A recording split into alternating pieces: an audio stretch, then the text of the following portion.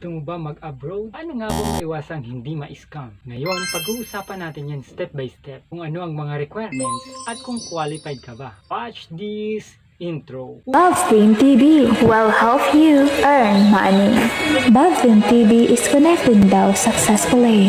Una ay dapat nasa legal age ka na at 21 pataas ang iyong edad. Pangalawa, passport. Ito yung ipapasa mo sa embahada.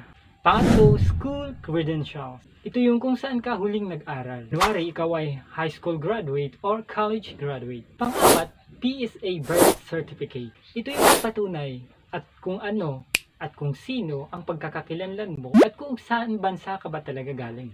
Panglima, marriage certificate. Ito ay para sa mga may asawa.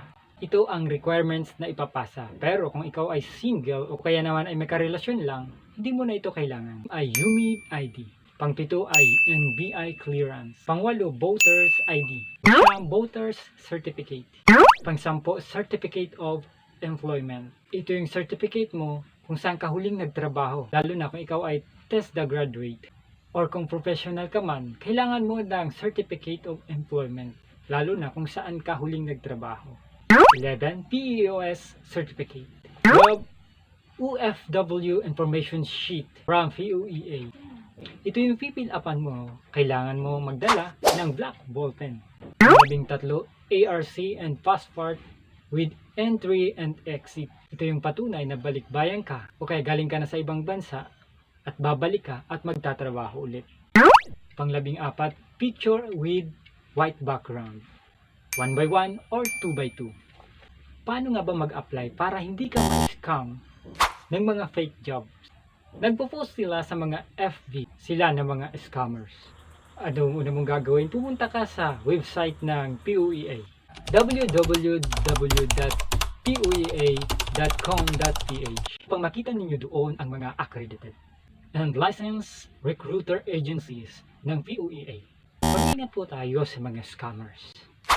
Lalo na sa mga fake FB page at mga groups na nanggagaya sa mga cover photos ng mga recruiters. Sila ay nagsasend ng mga fake identity IDs bilang recruiters para naman kayo ay mapaniwala. Kaya alaming mabuti ang mga kausap at alamin agad ang complete details ng agencies. Kung maaari ay i-research nyo ang kausap nyo. Ang tamang nakaalam pagka kayo ay nag-a-apply bilang OFW para sa pagkuha ng dokumento ay ang PUEA embassies at immigration para sa bansang pupuntahan nyo. Kung kulang at mayroong mali sa inyong dokumento, ay hindi kayo makakapag-abroad dahil haharangan kayo ng immigration officers. Kaya makukuha nyo at malalakad nyo ng maayos ang inyong mga papeles sa pamamagitan ng pagpunta sa opisina ng mga agencies na in-applyan mo. At wag ang PME, chat-chat lang. Ang bayad para sa inyong mga dokumento ay magbabayad lamang kayo sa loob ng opisina ng PUEA. At doon din ang pirmahan ng mga dokumento at ng mga resibo. Kaya kung mayroong dumaan sa barangay nyo o sa bahay ninyo at naghahanap kuno ng abroad employee, huwag nyo tatanggaping sumama. Scammers yan. It is really hard. Sasaktan ka lang. Paano malaman Bavstein TV na fake ang post sa FB ng mga recruiters, ng mga fake recruiters? PM me. Una, if you want to apply, say yes and PM me, inbox me. Scam yan. Pangalawa, send message, messenger and WhatsApp number. Passport and ID lang ang requirement nila. Scam din yan. Pangatlo, direct hire job. Ready visa passport holder lang daw only. You need medical exam and no educational requirement. Scam din yan. Pang-apat, no license agencies from PUEA. Scam din yan. Marami pang style ang mga models ng mga scammers.